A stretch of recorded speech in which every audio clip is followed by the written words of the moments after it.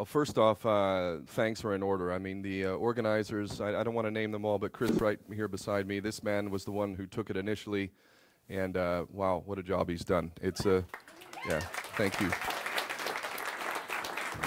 But it's not just Chris, Barry, and so many other people, those that run this this venue, really, everybody who's been involved, I want to thank you all, and those who've supported the mission, the World Citizen Mission along the way. If some of you are in the audience, thank you so very much. Bit behind schedule on that. I'll give you reasons why, but sorry. And honestly, what a blessing. You know, one of the reasons for my optimism is that when people get a taste of what it is to actually do what you're meant to do, what your calling is in life, most people have no idea what that is. I mean, you know, most people are struggling to try and figure out what it is that is their purpose. Is that scratching from, is it scratching? We'll work out that audio at some point. But I honestly feel like as blessed a man as ever has walked this earth. I really do. And despite the potential risks and whatnot of being free and expressing yourself as you are, one day of being free, of being a man, and saying and doing what you believe and not bowing before any master is a feeling that I can't wait for everyone to get a taste of it, because when you get a taste of it, you're going to want more. And all we know in this current state of affairs is a bunch of fucking tyranny. It's all just bullshit, everything. It's just one big illusion.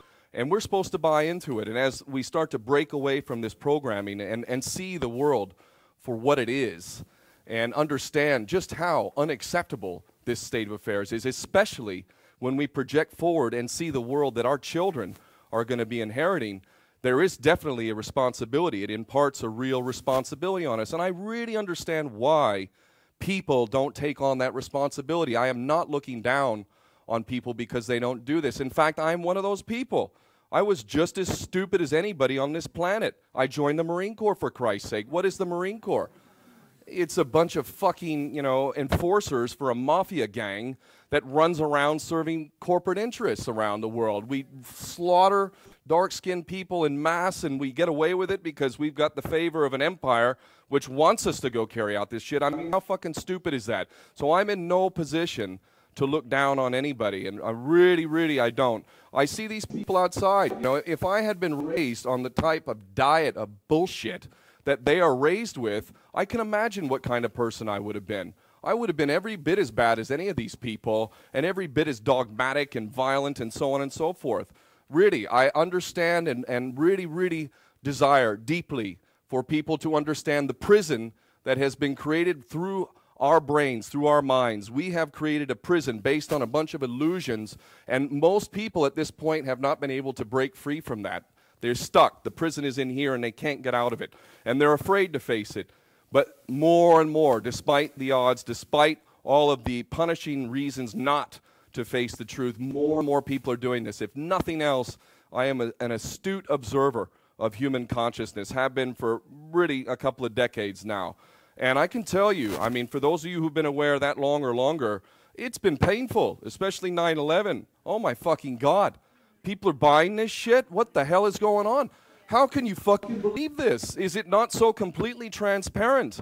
And anybody who could think for themselves, this doesn't require that you're some sort of genius. Not at all. Not at all. Part of my optimism, again, this is not about, I'm so fucking smart. Why don't you dumbasses? It's not like that. It's not like that. It does not take an extreme amount of research or some genius IQ. Bullshit. A functioning brain, basic critical thinking is all you need. That's all you need. And people who fit into the category of the sleeping, the sheeple, or whatever we want to call them, I'm telling you, I keep finding myself saying this over and over, because a lot of people along the way are saying, yeah, but I try and tell my family and my friends, and none of them want to know, and nobody cares, and they're just, you know, watching football. And listen, we all know that's true, that too many people, sadly, are not engaging. But I'm telling you this, please, really listen to what I'm saying here and understand just how powerful this is if I'm correct. Under the surface, subconsciously, these people, all of the dumbest of the dumb, the sheeple that you are so aggravated with, under the surface, subconsciously, The truth is starting to anchor itself in there. It's down, it's in that subconscious, believe me. But people know, both intuitively and intellectually, fuck, man, life is hard enough as it is, man. I'm just getting by. I'm going into debt. I could lose my job next month. My family is not going to be able to be taken care of. You know, shit's fucking serious. And you know what? When I'm off, I just want to fucking just really zone out and just get into something that I enjoy. I don't want to think and deal with more stuff, take on more responsibility. There's real reasons why people are not choosing this path of awareness and consciousness. There's real good reasons why. And to be honest, I have nothing but love and respect for the working class people who are putting food on the table, even if they're doing bullshit jobs in the military, even, you know, the arms industry and whatnot. You know, of course I'd like all that shit shut down. But there are real reasons why people are there, and we should be compassionate towards each other and understand each other as best we can. And we shouldn't be so arrogant because we came into consciousness to expect everybody else in unison to become aware in concert with us. That's fucking arrogant.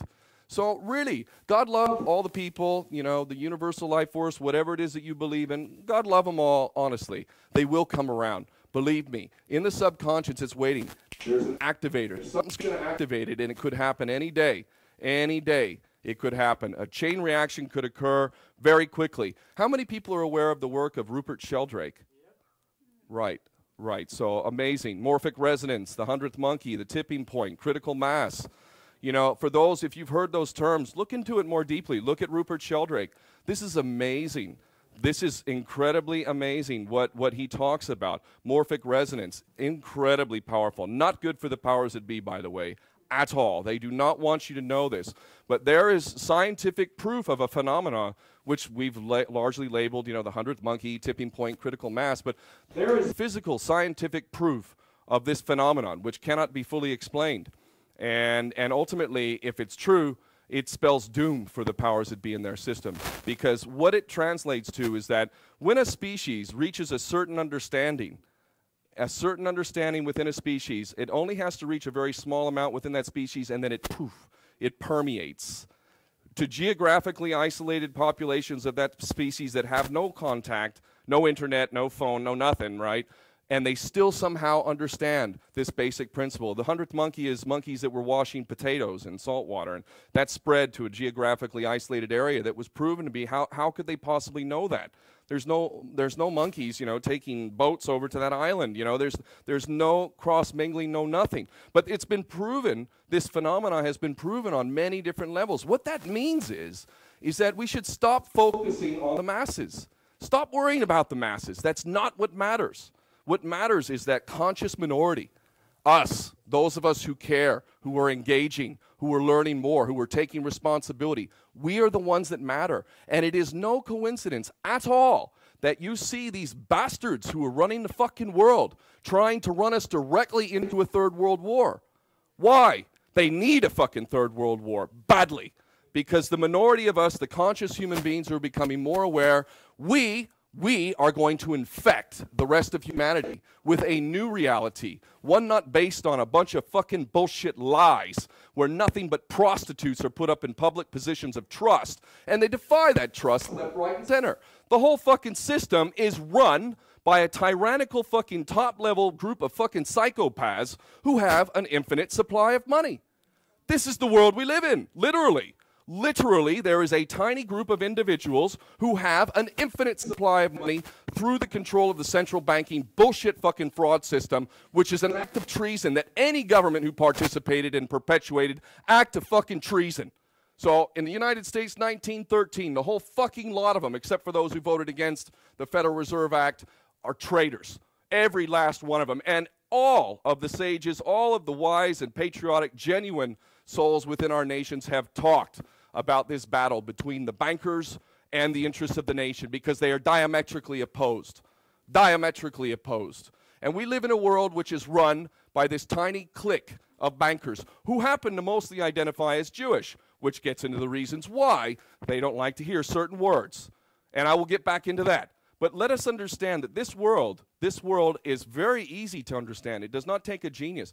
When we talk about who runs the world, you know, this to me, as I say more and more, it fits into the fascinating category. Very fascinating. You know, who it is, the Illuminati, the reptilians, the Jesuits, you know, the archons. I mean, we can go on and on and on and on. But even if one of these groups is running it, what is the vehicle to actually install this system and maintain this system of power? What is the vehicle? It's money. It's the financial system. You take that system away, what the fuck are they going to do then? They use that system to buy everything and everyone that can be bought.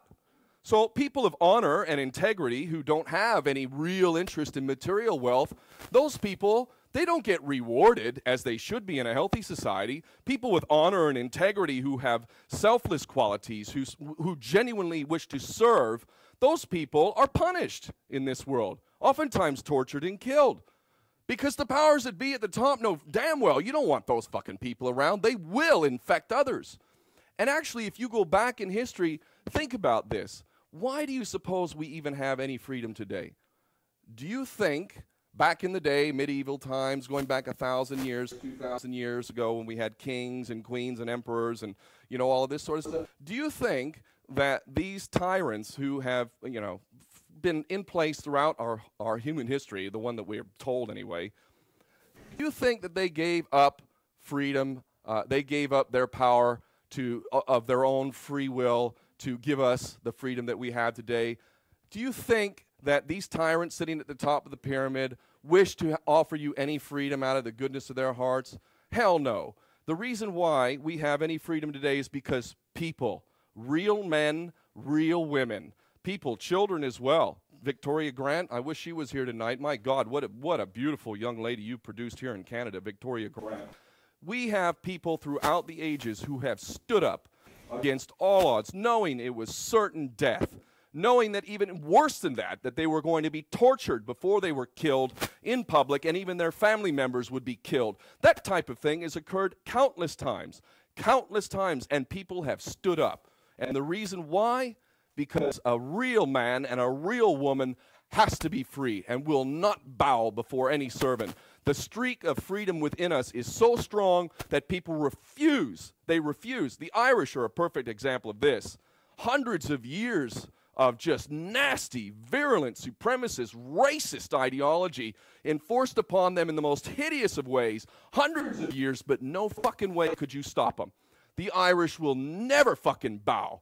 They will fight against any fucking army, and they will die. Probably drunk, but they'll probably still kick your ass. But it's not just the Irish, the Palestinians. You cannot help but be inspired by the Palestinians. Holy fucking shit. Have they been facing a monstrosity, completely abandoned, not just by the world, but their own Arab and Muslim brothers and sisters in the region. Totally abandoned on almost every meaningful level. Abandoned. And they have been facing this monster for decades.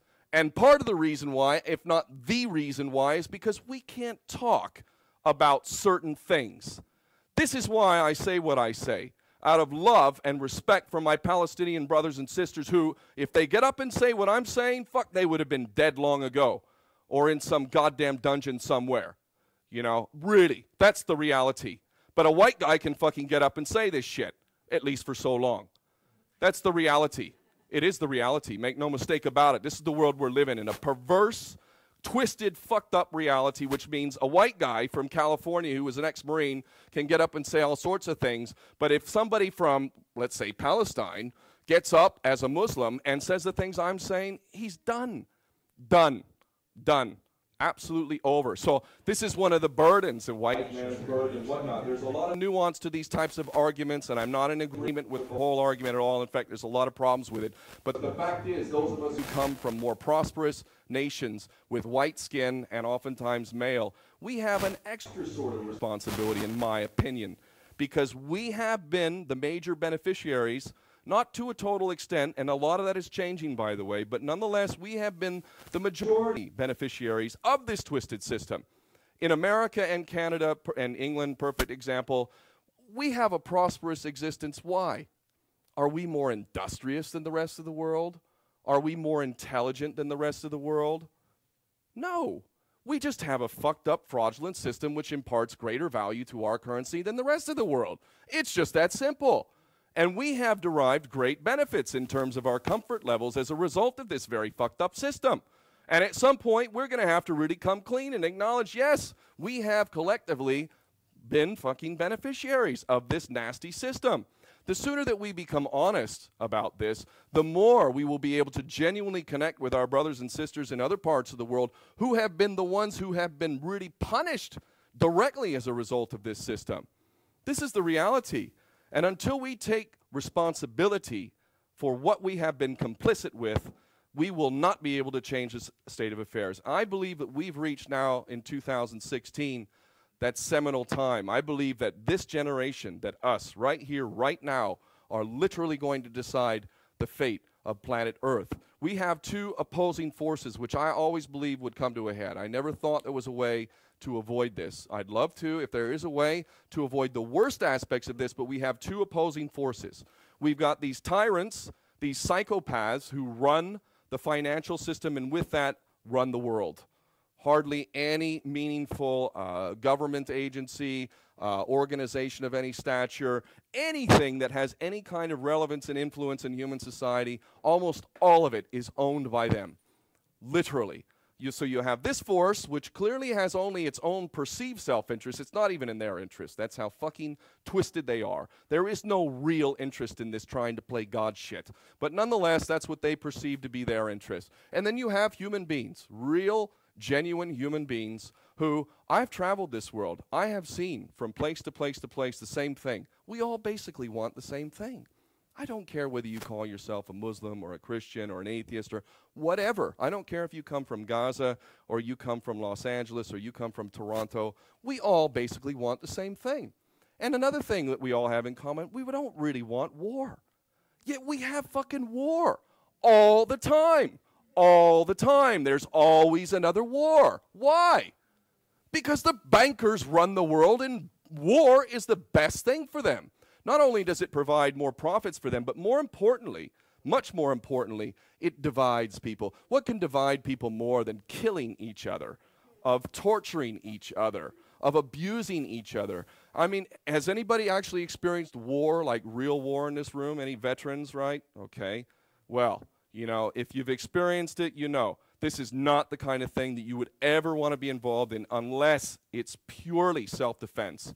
Purely self-defense. You should never involve yourselves in war except for self-defense. And ironically, you know, one of the nations that's a perfect example of that, which a pillar of that, the nation we hear so much about in its mythical nuclear weapons program, Iran. You know, the true history of Iran is they haven't had a war for literally 600 years, bar one, which we started with our attack dog, Saddam Hussein. And yet they're the fucking problem, are they? Right. In this incredibly Orwellian, upside-down world of ours, yeah, Iran is the threat. Not us, not Israel, not Saudi Arabia, not Britain, not these fucking Nazi fucking-like countries which actually defy every fucking human value that exists. And I feel like I'm actually insulting Nazis by saying that, to be honest, because the characteristics of these people are worse than anything we saw in World War II. So we have these two opposing forces, and this is why we see. Look at look at what we're doing in terms of foreign policy. I mean, obviously Canada is nothing but a stooge in this game, but you know, look at America's. I mean, you know that it's just a stooge, which is bullshit, man, unacceptable. But look at what we're doing. I mean, look at these policies. I get so sick and tired of hearing these experts that get up, not only in the mainstream media, but even on like Press TV and Russia Today sometimes, and you get these experts who are talking about, you know, they say things like, you know, it just seems really incredible that America doesn't learn its lesson, you know, why doesn't it learn from the past and all this sort of this nonsense. Like, why do you think these people are so stupid that they are carrying out these policies and like, damn, I don't know why it isn't working, you know? It's so ridiculous. It's like the Israelis, you know, oh, the Israelis don't have a partner in peace and all this bullshit. Look at the policies of Israel. Are you expecting peace with those types of policies? Of course not. Is the intention to have peace? Hell no. Actual real peace in Palestine in Israel will be the end of Israel, will be the end of the Jewish state, because eventually peace will result in one person, one vote, and there will be a majority of Arabs in that region again, especially when the right of return is respected. And what does that mean for a Jewish supremacist state? It's the fucking end of it. So of course they don't want peace, and the policies reflect that. It's perfectly sensible. The policies that are being carried out in the Middle East right now, how many of you have heard of or read Oded Yanan's Strategy for Israel in the 1980s? Yeah. Sorry? Yeah, 1982. It lays out what we're seeing right now, basically. It lays it out. The policy, the long-term agenda of Israel is ultimately to expand. Israel is meant to be the next empire. America's falling. That's what's supposed to be its replacement. And this psychopathic plan involves the expansion into Lebanon, Syria, Iraq, into Jordan, Saudi Arabia, and down into Egypt, from the River Nile in the south to the River Euphrates up in the north, and that's supposed to be Israel, greater Israel. But how do you achieve that? Do you put on a marketing campaign and say, well, Israel's so great, you know, and it's the only democracy in the Middle East, so I think we should expand it, you know, and just kind of take over the territory of other nations alongside us, because isn't that great, and wouldn't it make the world a better place? Of course they couldn't fucking do that. Nobody would believe it, so they have to use other means. And the means is what we see playing out in the Middle East right now. What we do in the West is we pay, either directly or through our proxies, Saudi Arabia, Qatar, and all these other puppet states in the Gulf, with their dirty blood fucking petro money bullshit. They flood that money into the hands of a bunch of psychopaths who work for us. They work for us. We train these fucking psychopaths. We fucking protect them. We provide them sanctuary in Turkey and Jordan. We provide them the weapons. Look at them running around with our weapons all over the place. They're getting the money, they're getting the weapons, they're getting the training, they're getting the coverage, and they're getting the protection of the mainstream media, who is presenting them as a real enemy that we're actually fighting, when in fact, they're our own creation, and they're there to justify our aggressive policies in the region. It's all so ridiculously transparent, but the thing that makes it so blood-curdlingly unacceptable is that we fucking pay for that. Our fucking treasonous governments are paying for that shit. We are responsible for that. And I'll tell you what, do you need to go to Palestine or Iraq? I've been to both places. I have seen things and experienced people's stories that most could never even fathom. I could give an entire lecture just about the Samuni family and what they went through. But that's just one family. And that was Operation Cast Lead, 2008, 2009. In 2014, they wiped out, I believe, 89 or 92 families. Gone. Gone. Because a lot of these families live in one building. And they took out the whole fucking building, and there goes a whole family. Imagine 89 families being wiped out. You know, this is us. American taxpayers pay for that shit, and more than likely the bomb used to level those buildings is American-made. We fucking gift that shit to Israel. Canada's just a stooge state, which is going along with the same program. We're fucking paying for that shit. And we're complicit with it. And, you know, we have, as of now, we have not yet manifested something to get ourselves out of this bullshit. We have not found a way. Now, when I have 15 minutes left, I'm going to get into what I believe is the way.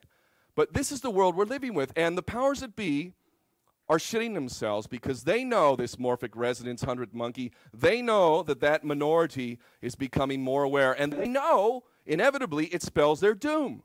So what you see is policies ramping up a third world war. In fact, there's a lot of strong arguments to say that we would have already had a full-scale third world war, but seemingly acts of God or something, some divine intervention, perhaps otherworldly beings are involved, I don't know.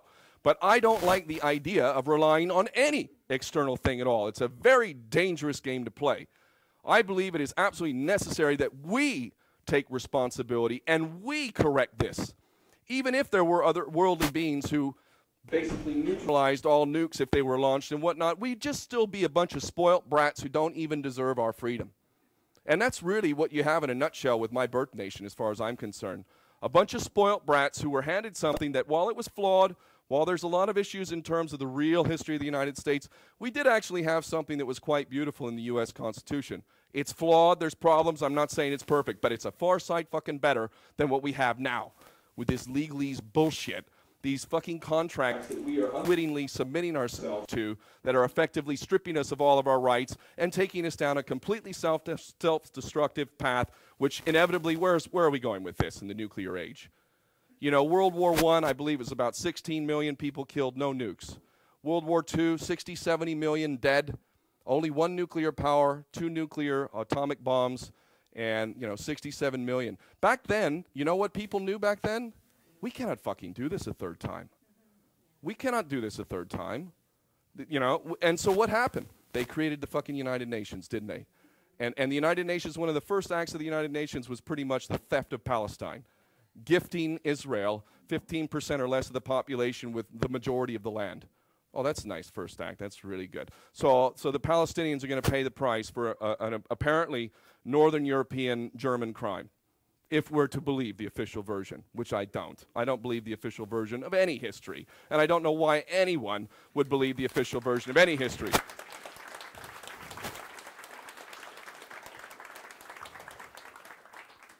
But when we get into what happened in World War II and just how stark and horrible it was, and the memory that people had, the experiences people had, it seems like we drifted away from that. We kind of fell asleep, and we allowed this corrupt institution, the United Nations, with 5 northern powers with veto power, it makes the southern hemisphere totally irrelevant.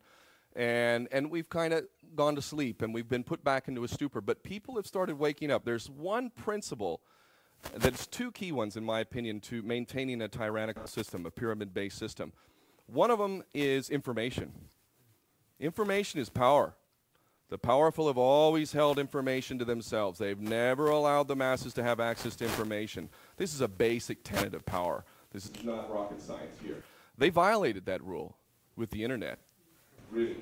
Now, we don't have all of the truths. There's a lot of stuff hidden. And boy, if we could open up the Vatican library, oh my God, what we would find there. Really. And it's not the only place where a lot of very important information that would just destroy the conventional version of history that we've been told, totally destroy it. But they have allowed us access to information which never before in the existence of humankind have we had access to information on this level and the ability to disseminate it on an instant level globally.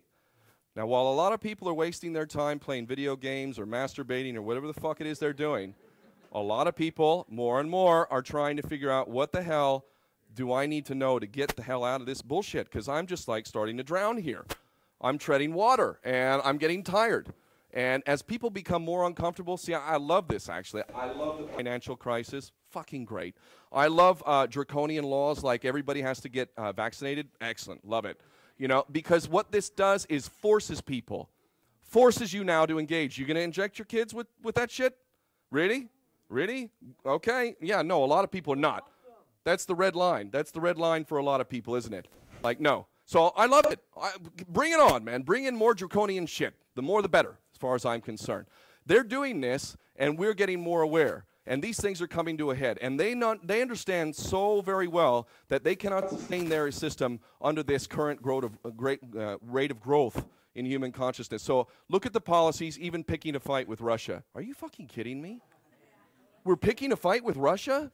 Let's be honest, by the way, the Russians are tough. They'll kick the fucking shit out of us in any fair fight. We're a bunch of pussies compared to the Russians. These are tough people, man, and they do not bow. Look at their fucking leader as well. The most popular man in the world. Really, seriously.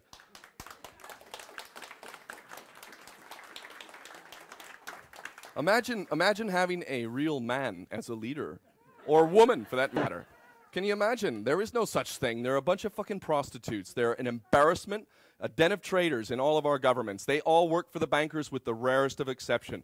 This is a reality. Let's stop playing games and pretending as if any of these political fucking prostitutes are actually going to come in and save us. It's ridiculous. They're doing this right now in the States with Bernie Sanders and like Donald Trump. Are you fucking kidding me? Are you serious? I mean, didn't we do this? You know, wasn't it 8 years ago? Obama. And, you know, in the UK, it was Tony Blair was going to save the day. Believe me, it was the same kind. What? They're not going to save you. They don't work for you. How much more obvious could it be? These people do their job. They take their marching orders and they do their job. The last U.S. president who actually had any integrity was who?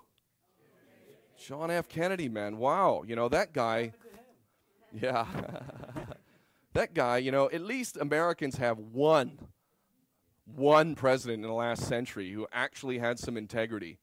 And I mean, while really, I could get into, you know, what Kennedy was doing, but really beautiful. I actually carry in my pocket a $5 bill from 1963. Executive Order 11110. John F. Kennedy bypassed the Federal Reserve Bank. You know what John F. Kennedy and Hitler have in common? They both bypassed the Jewish bankers. Both of them. And that's their real crime. And this is what they don't want me to say, and this is what most have been afraid to say. And I genuinely believe, let's get into the whole Jewish thing. I genuinely believe that the Jewish people are being used. That they are being used, and they will be the sacrificial lambs when the time comes. This is my honest opinion. I do not believe even the Rothschilds. I believe that there are things behind them, but that fits into the fascinating category.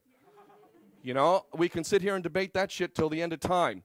But why don't we deal with those concrete things which we know we can establish and we can work on now, as opposed to sitting here fucking endlessly debating a bunch of details which don't fucking matter at the end of the day. 9/11, a perfect example. No planes, thermite, nanothermite, fucking directed. Oh, Jesus, man, it's a false flag. This is the thing that matters. If you want to investigate these aspects, good, but don't sit there slinging mud and causing this division inside of society. You're working for the enemy. They're sitting there at the top of the pyramid laughing their ass off. Let's get out of the fascinating category a little bit and into the nuts and bolts of the way things work.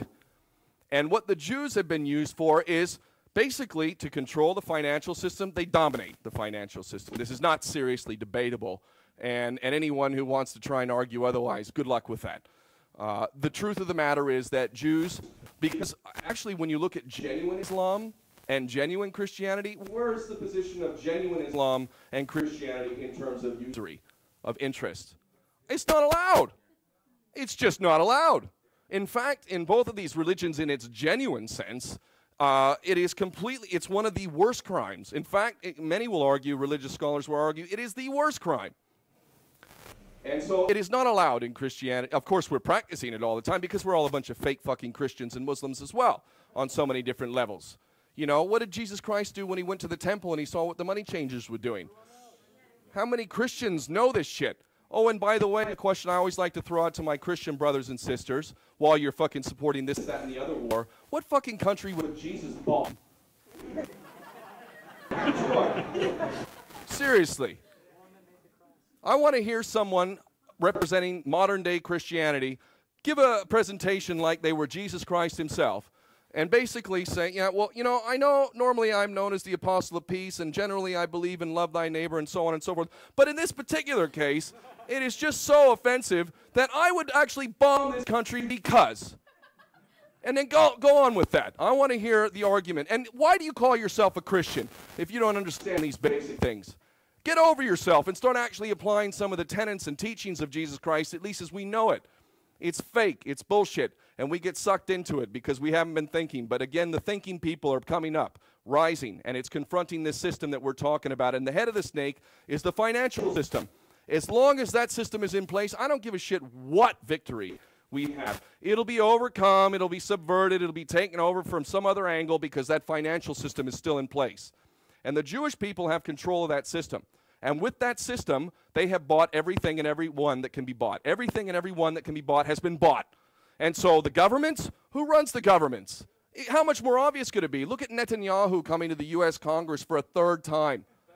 Look at that bend-over fucking treasonous government embarrassing everyone, literally bending over as far as they can to take it up the ass from a foreign nation who does not give a shit about the American people and uses American sons and daughters as cannon fodder to go fucking fight wars for Israel so Israel can expand. How embarrassing is that? I don't even know how Americans can call themselves patriotic. You're a fucking dupe. You're a chump. You wave that stupid fucking flag and you're sending your sons and daughters off to fight a bullshit war to the point that they come back and commit suicide to the tune of 22 a day. This is what we're doing. How fucking dare you call yourself patriotic? Have you even read your Constitution? Do you even know what it is to be involved in a war? Do you have any idea the real reasons why we're doing this? You're a chump. How about we stop being chumps? That system has bought not only the governments, it's controlling the mainstream media, it's completely controlled by these same interests. Completely. It's completely controlled because of the financial system. The courts, the police, the military, every NGO of any significance, all controlled. And in fact, they have so much money, many of you are sent here and getting paid to fucking report on what I say and what people are here. Fuck off to you, by the way. You cowardly fucks. Really. Shame on you. Shame on you. Shame on you. Really, whoever you are, seriously. At some point, go look in front of a fucking mirror. Do you fucking respect what you see? You're working for the devil. Seriously. It's fucking outrageous. But I'll tell you what, I'll be one of those ones who will be, I will be one of those ones who will say mercy for those who are honest about what they've done. Because you agents who are doing this shit, you're going to be called to come out and be honest about what the fuck you did and how you were getting paid to sow the seeds of distrust within society to get us to the point where we can't trust anybody. Because who's the fucking plan? Palestinians know this. Boy, oh boy, do they know this. Oh my God, have they infiltrated Palestinian society with collaborators.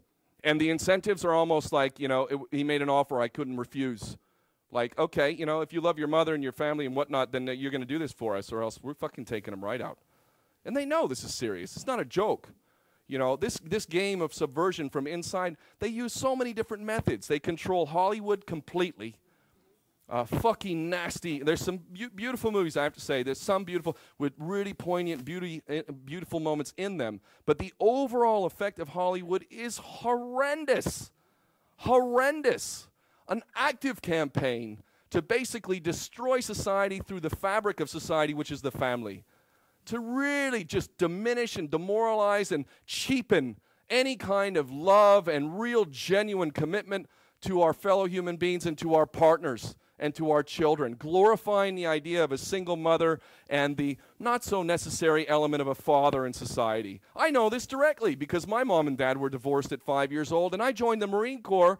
I didn't know it at the time, but I joined the Marine Corps to get the father that I didn't have. I only knew that later. But that's why I joined. I could have fucking died or been a killer because I was seeking my father, who I never had. How many people, how many men are willing to raise their hands and say, you know what, I did not have that father figure either. You know, I'm sure many of you have that experience. And it is not an easy one, especially for a male. You know, we need positive male role models, badly. And when we don't get it, we'll seek it somewhere else, through the military or gangs or something like that. But we have within us this capacity to overcome all of this. I mean, we can go on and on and on about the problems, and the problems are big. But the reason why I speak oftentimes about Jewish power, especially on this particular tour, is because, one, you're not even able to talk about it. And the fact that you can't talk about it is the reason why the Palestinians have been dealing with this for as long as they have, because we can't even talk about it. You can't even talk about Jewish supremacism as if it doesn't exist. You can't talk about how this tiny percentage of the human population fills all of the top levels of every meaningful aspect of human society, from politics to the police to the courts to every institution, the media, Hollywood, you name it. This tiny percentage of the population has extreme tentacles in all of the most powerful positions, and you're not allowed to talk about it. You know Voltaire, great quote from Voltaire, I'm sure many of you have heard it before. You want to know who's in power? I'm paraphrasing. Find out who you can criticize. Well, it's just that simple, isn't it? You know, let's say, for instance, let me give a scenario. Let's imagine there's this little element of 9/11. Let's imagine, I'm gonna tell it slightly different. There are these two Muslim billionaires, and these two Muslim billionaires, they bought the lease to the Twin Towers, right? But it's interesting because there was a long-standing legal case for the Port Authority, which had the ownership of the buildings, right? The Port Authority of New York had taken on a legal case to absolve itself of the financial liability of the removal of asbestos in the Twin Towers. And it had been fighting this multi-year case trying to absolve itself of liability because the estimates of removing the asbestos ran into the billions. Billions. These half-empty buildings, already half-empty in 2001, full of asbestos, and apparently two Muslim billionaires decided to buy these buildings. Not only with that knowledge, but just after, in the same year that the Port Authority lost its multi-year case, It lost, and the court determined that, indeed, the Port Authority is responsible for the removal of the asbestos, right? Which was estimated to be in the billions, yeah? Right. So these two buildings, which are half empty and full of asbestos, which would cost billions to remove the asbestos. You couldn't just demolish the buildings, by the way. No. You can't do that. Whenever you demolish a building that has asbestos, you have to remove the asbestos. So you couldn't just demolish the buildings. You'd have to remove the asbestos. So these two Muslim billionaires, they bought the lease to the Twin Towers after the Port Authority lost its case. Now, if that happened, I'm wondering how many people would know about these Muslim billionaires. But not only did these Muslim billionaires buy the lease on the Twin Towers, thereby transferring liability to the tune of billions of dollars from the Port Authority to themselves. So two Muslim businessmen decided, because of their emotional attachment to a couple of buildings, that they wanted to buy them and thereby transfer billions of dollars of liability to themselves. But not only did they want to do that, they then proceeded to double the insurance policy on these buildings. And these Muslim billionaires, by the way, happen to have direct connections to Al-Qaeda, let's say. I'm just, telling a story for a different purpose here. We'll switch it around to the reality in a second. But these two Muslim billionaires thereby take reliability of the buildings. They have doubled the insurance policy, and they have direct connections to Al-Qaeda. And lo and behold, within 6 weeks of all this, what happens? Keeping in mind, by the way, that these Muslim billionaires have now had total control over those buildings for the last 6 weeks, which might make it possible to do a few things to the buildings if you wanted to. I mean, if I own them, I can pretty much invite anybody in I want, can I? Right. So these Muslim billionaires then have security, and within 6 weeks of buying these worthless fucking buildings that transfer billions in liability, doubling the insurance policy, they then fucking turn to dust. Wow. Wow. Amazing. Isn't that amazing? Totally amazing. And not only that, but these two Muslim billionaires managed to collect not one insurance policy, but two. That's fucking chutzpah for you, boy. I tell you, man. That is audacity. No. I'm not happy with only a couple billion. I want two, because that was two terrorist events, so therefore I should collect twice, and I think it was roughly $4 billion. Not a bad deal, actually. Their initial investment, by the way, was only about $100 million to get the lease, which wouldn't have been a good deal at all if it weren't for the buildings turning to dust within 6 weeks. But it wasn't two Muslim billionaires, was it? It was two Jewish billionaires, Frank Lowy and Larry Silverstein, who most people don't know their names at all. If they were two Muslim billionaires, do you think you'd know their names under these circumstances? You fucking damn well you would know that name. It would have been forced down your throat 1,000,000 times by now. You would know damn well. So it would be no problem for me to talk about this if it was Muslims. But if I say who it really is, if it's Jewish billionaires who apparently have no regard for due diligence at all.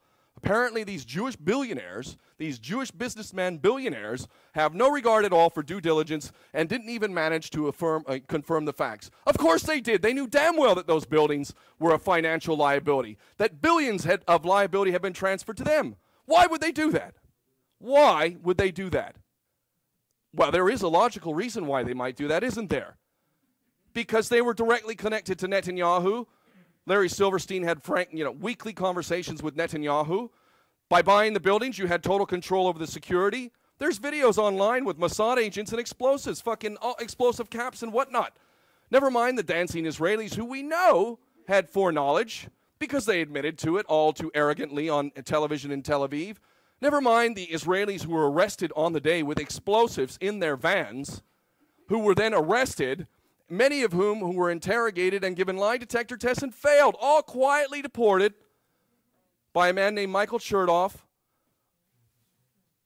And all of this is possible, how? Because you have a system where at the top of the pyramid, bankers have an infinite supply of money. And with that money, they have bought everything and everyone that can be bought. You can get away with this kind of shit if you have that kind of reach. You control the media. You control Hollywood. You control the politicians. You control the police, the courts. All these cases which would win in any legitimate court. No, you ain't going anywhere. Even the Supreme Court is stacked with Jews. It's amazing. It's totally amazing. And you're not allowed to talk about it. And how much chance do we have of correcting this situation if we can't even talk honestly about it. I believe that the Jewish people are like sheep being led to slaughter. I actually believe that I am one of the greatest friends they have. These false friends of the Jewish people who play this politically correct bullshit game and who kiss their ass and patronize them and who basically control, and you guys know this with this venue. Come on, you know this. The Palestinian, so-called Palestinian Solidarity Movement is filled with gatekeepers whose primary responsibility is to not offend the Jewish people. It's not about protecting the rights of Palestinians or effective, meaningful action in support of Palestine. It's about not offending the Jews and making sure that we do bullshit, which doesn't really affect serious change that any serious person desires. We see this. You can do that if you have an infinite supply of money. And this is the system that we have today. And it's a system we've had for quite a long time. I believe that when it gets too problematic, and we see the signs of this, by the way. Look at this 28 pages in Saudi Arabia. This is a prelude to where it's really going. Come on, Saudi Arabia, pfft, they supplied the patsies, for fuck's sake. You know, that's what they did. That's what they did. Their role was pfft, nothing compared to traitors in the U.S. government and military and Mossad.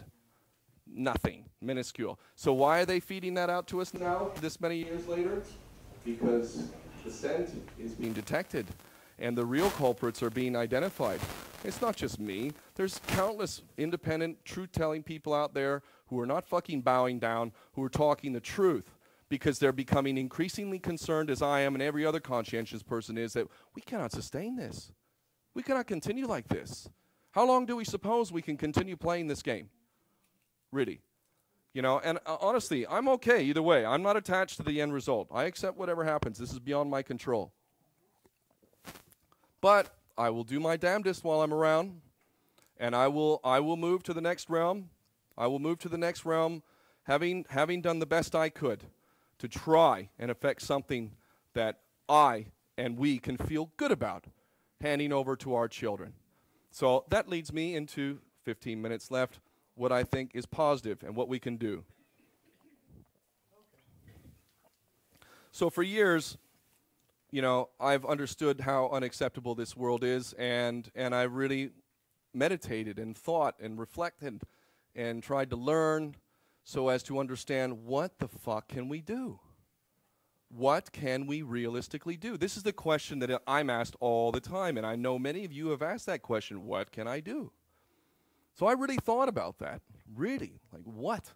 I don't put limits on what we're capable of doing. I don't put limits on what I can do as an individual. You know, the limit is whatever you set. My limit is way the fuck up there. So I believe that I can achieve anything that I'm willing to set my mind to and work for, but I also am wise enough to know that you can never know if you're going to actually achieve the goal. Don't be attached to the end result. Just be dedicated to giving your best. That's what really matters. And our best is much better than what most of us realize. Much, much more. We can do way more than we give ourselves credit for. So for years I reflected on this and I thought to myself, what can we do? So I came to certain understandings. They came at different parts of my life. I renounced my U.S. citizenship formally in 2001. I could easily give a 2-hour lecture on just that experience and, you know, what it's been for me. But long story short, the reason why I did that was because I realized at a certain point that we as citizens of nations have been entered into a contract, a social contract. And I looked at this contract and the so-called rights that you have within that contract and the obligations that you have in that contract. And I realized I don't agree to that. I do not agree to those obligations at all. Keep it in mind, I lived in Hawaii, had my own business, was doing what I loved, lived on the beach, had money. You know, I had what most people would kill for, but my involvement in the independence movement and the truth basically led to me having to walk from that. So for me, I realized this contract, it doesn't work for me. In fact, you need to take my fucking name off that contract right now. I'm not party to that shit. And I will speak out against the horrible, destructive nature of my birth nation till the end of my days. So take my fucking name off that list. But what I realized in terms of this was, one, most people aren't going to renounce their citizenship. So that's not a solution. For me, it was great. It was very liberating, and it was the right thing to do. But this is not the kind of thing that most people are going to do. So there's no solution there. But the real importance of it for me was the power of a social contract and what it means and how that is used in a very nefarious way, a very fraudulent way to strip us of our rights. Because whether we like it or not, whether we know it or not, we were entered into a social contract at birth. If you were born in this nation or born in the U.S., you were entered into a contract at birth. Just by its nature, that contract is not valid. In order for a contract to be valid, you have to enter into it of your own free will, under no duress or coercion. You have to be able to reflect on the terms of the contract. Can you do that as a baby? No, you cannot. No. So you were entered into a contract which has profound impact on your ability to live as a free human being. In fact, that system is inherently about stripping you of your inherent human rights, your natural rights. It's designed for that. But it's also designed to fraudulently con you into consenting in a million different ways. When you submit an application for a license to exercise an inherent natural right, the right to travel, you have submitted to a system. When you use your social security number, when you vote, when you file your income tax return, and you're asked, by the way, to do the all capital letter bullshit, you are consenting to a system designed to strip you of your natural rights. It has always been that way in the modern era. The whole point of this system is to take power away from you and me and to give it to these cunts who fucking run the world. And that is the appropriate fucking word. These people have used nefarious, fraudulent means to strip us. But they've used something, an instrument, a social contract. Why don't we have a social contract? Why haven't we created a social contract? Well, that's what I did. And it's very simple. Now, this contract, keeping in mind, is different from the one you've been entered into if you were born into a nation. This one, as a moral thinking man or woman, you have the right to enter into this new contract. And this new contract is very simple, and there ain't no fraud about it. 3 elements to this new social contract of world citizenship. Now, some people immediately get edgy. Oh, my God, New World Order, one world government, blah, blah.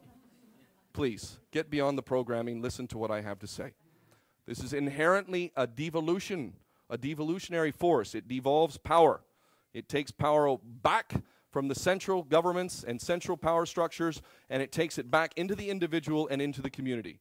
So there's 3 elements to this new social contract. And I'm telling you right now, if anything happens to me, whether it happens tomorrow or next week or next month or next year or 5 years or 10, whatever, but if I'm not able to present this plan the way I intend to present it, I want you all to know tonight the power of what I'm talking about is in this very simple social contract. I have already revealed what is the most powerful thing about it. But the trick is getting people to realize just how powerful it is. And that we don't understand yet because we're still bound by a prison that makes us think we cannot achieve great things, or at least we're very trepidatious about it. We seriously underestimate what we're capable of. This social contract has within it the power to liberate humanity, and it can do it this year if enough people participate in it. So what is the contract? Very simple. As a world citizen, there are 3 elements by this social contract. As a world citizen and as a man, element 1, I affirm my natural rights. Very simple. I am only affirming my natural rights. Nobody in their right mind could object to that, could they? Is there anybody in this room who would object to somebody affirming in law, in writing, their natural rights? You have to just define what the natural rights are. Right. So natural rights involves the right to life, the right to freedom of expression, the right to travel, the right to self-defense, basic natural rights. Everything that is required for a human being to live a dignified life that are inherent in being free, that is your right. It is your birthright. So we will have, by the way, because I don't have time to get in further detail about natural rights, but someone I'd recommend, Mark Passio, if you don't already know him, brilliant source. You want to get into natural rights, go look up Mark Passio. Brilliant. Let us suffice to say, nobody in their right mind can seriously object to somebody affirming their natural rights. It should be self-evident just in the term itself, natural rights. This is not some man-made, interpretation. It's natural. It's natural. Someone's coming to kill you, you have the right to kill them. You have the right to defend yourself. You need to travel in order to make a living, you have the right to travel. You don't have to fucking submit an application to exercise an inherent right. It's nonsensical. These rights exist. We should never have allowed them to be taken away from us. We should never have given them up. So that's number one. I, as a world citizen, in my case as a man, affirm my natural rights. The second element, very simple. As a world citizen, I obligate myself to respect the natural rights of every other human being on this planet. Very simple. It's the golden rule. It's so simple. If you don't want to be invaded, if you don't want to be lied to, if you don't want to be killed, if you don't want to be raped, then you don't do that shit, and you don't pay for that shit either. You don't pay for someone's nation to get invaded. You don't pay for that. That's a violation of their rights. What are you doing? Don't say not in my name. Bullshit, it is in your name with your fucking money to boot. That's the world we're living in. We're paying for that shit and allowing it. So as a world citizen, we are going to make a commitment, not only to ourselves, but to our fellow human beings, not to do that shit. I respect every human being's right to live a dignified life and exercise their natural rights, including my Jewish brothers and sisters and everyone else. Number three, very simple. We come from planet Earth. That's where I come from. I mean, I was born in California, but what the fuck is that? That's just like some lines somebody drew on a fucking map. It's all a bunch of land stolen on the back of genocide anyway, so what the fuck do I give a fuck? I come from planet Earth, or at least I think I do. I'm probably genetically modified. I don't doubt that. But, you know, I've been here terrestrially enough to be able to say I am basically a world citizen. I come from this place, and my loyalty is to this place, this beautiful planet. Look at what we're doing to our planet. Look at the fucking chemtrails and geoengineering. Boy, oh boy, I have to say, when the truth comes to the fore and we understand who's responsible, good fucking luck to you, boy. I'll tell you what, man, fucking spraying that shit everywhere. And when I walk out with my kids and I fucking know they're breeding you motherfuckers. Whoa. Wait till the truth comes to bear. We come from planet Earth. This planet doesn't give a shit about these stupid fucking borders we created. Does the borders that we created have anything to fucking do with Fukushima? The DU that we're fucking using, these chemtrails that are blowing all over the fucking place? It doesn't mean shit, these borders. We come from planet Earth. Enough. This is our mother, and we are shitting on our mother. Literally. Get a visual of your own mother and seriously standing over your fucking own mother and shitting on her. That is what we are doing. Shitting on our fucking planet. So, to me, the next question is, now if this social contract comes to the fore and people are presented with it in a way that is intelligent, it's packaged nicely like the mainstream media, you know, their product is pure 100% stinky ass bullshit, but they package it so well that a lot of people believe it just because of the fucking packaging. And we've been psychologically programmed not to fucking listen to stuff unless it looks a certain way. And you can't have a human being with any blemish or anything. Fuck no, man. They got to be perfect. They got to speak perfect teleprompter language, and it's all got to be perfect. We have to use a lot of these techniques as well to deliver it in a way that is in line with what people have been programmed to see as potentially valuable. Because if I said this shit in a handy cam and shit audio and said, hey, let's join, come on, man. People are they're not gonna sign on to it. So if we present this the right way, I ask you, think to yourself, there are over 7 billion people on this planet. As I ask this to, make sure that you get out of your little bubble here, okay? The world is not Canada. Americans suffer from this even much worse, like they're living in the American bubble. And if it doesn't happen in America, it doesn't matter. You know, get out of your fucking bubble. You know, I left America many years ago. I've traveled this world, trust me. There's a fucking world out there, and there's a lot more people in it than what we have in Canada and America. So get out of the bubble and think to yourself, if a contract like that was presented, how many out of 7 billion people do you reckon might be willing or interested in signing that contract? I can't say. I'm not a fortune teller. But if there are not at least tens of millions, hundreds of millions on this planet who see the value in all of us agreeing to respect each other and our planet, well, then I don't think we actually deserve real justice and real peace in this world. I think we have accepted the tyranny that we see today. In fact, this world is what it is because we have accepted that. We now have to change our way of seeing the world. We have to stop being complicit with a system which is taking us straight down the path of self-destruction. If we are not willing to make that shift in our own minds, to see our fellow human beings in a different way and respect each other, then what the fuck are we doing? We're basically doing what we're doing, the rat race. Do the best you can for yourself. If you can get a chunk of money somewhere, fucking put that away. Take care of yourself. Step over some people if you need to get to where you need to go because you need the money. You got to take care of the family. The kids have to go to college so they can go in debt as well. And all this fucking ridiculous bullshit. We're like rats running around fucking trying to survive. Never seen the value of coming together. People have said for a long time, you know, we need to unite. Yeah, but how? Well, I believe this social contract has the capacity to do that. Now, I'll tell you one last element of it, and there's so much more. Believe me, I've not announced the full strategy because that would be stupid, quite frankly. It needs to be presented the right way. We had a successful crowdfunding campaign. We've had some delays since then, but we have a lot of momentum. And everywhere I go, I meet people who are like, when can I sign up and what can I do? I don't know what the numbers are, but they're huge. The second phase of this plan, the first phase is all going to be about getting people to sign that social contract. I believe that the second phase probably is going to be when we hit 10 million. When 10 million people decide to sign this social contract, we will have enough momentum, and we will also have, through a very small amount of money, and believe me, you know, the money is not the important thing here. People who desire to be participants in this will pay a very small amount of money, $12 total, period, end of story. You never have to pay any more.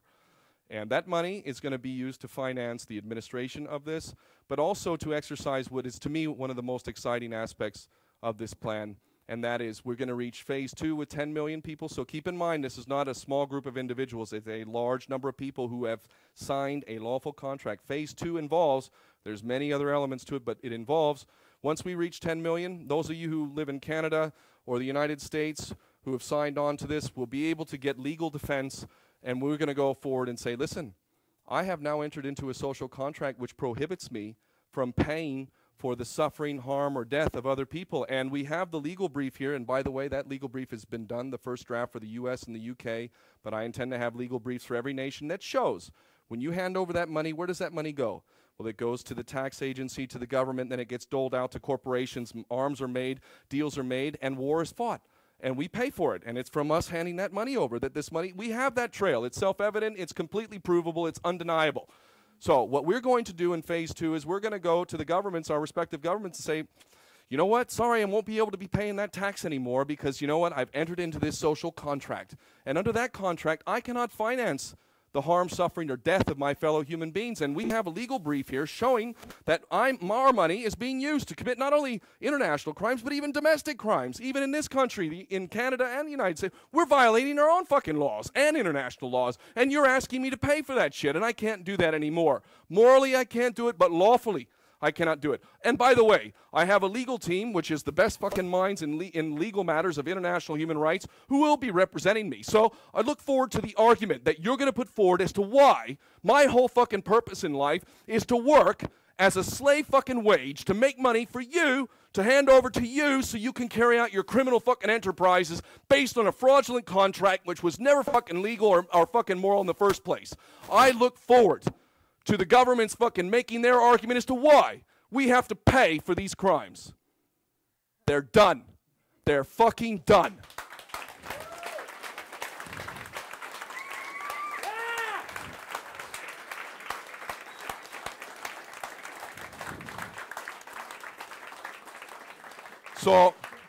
So listen, in parting, really, what the biggest obstacle is in here. Seriously. Plant seeds with your loved ones. Love them. Love them. Don't fucking force it down their throats. Don't worry about it. Plant seeds. Be respectful. When they give you an opportunity, exploit it for all it's worth, but don't shove it down their throat. They will come around. Keep planting those seeds. Just plant little seeds here and there. Trust me, something's going to activate, and bam, bam, it's game, set, fucking match. Checkmate, motherfucker. We have the power. We have the power. So let's take that power back. Enough of this nonsense. Let's feel proud about handing this world over to our children. That is the world that I want, and I want that for everyone. Everyone. We can do it. We can do it this fucking year. Make no mistake about it. So thank you all very, very much.